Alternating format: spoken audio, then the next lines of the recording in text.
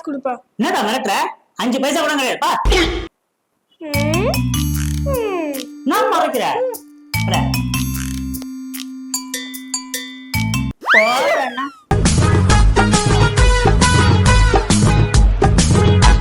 அம்மா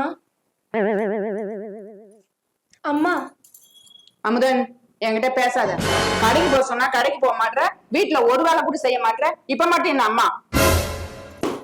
என் செல்ல குட்டி, பட்டு குட்டி, என் தங்கம். நீ இன்னும் கொஞ்ச நாள் நான் உங்ககிட்ட சமாதானம் ஆக மாட்டேன். போமா. அப்பா பக்கத்து வீட்டு கொஞ்சம் பார்த்து மட்டும் சமாதானம் ஆயிட்டாங்க. நீ சமாதானம் ஆக மாட்டீங்க.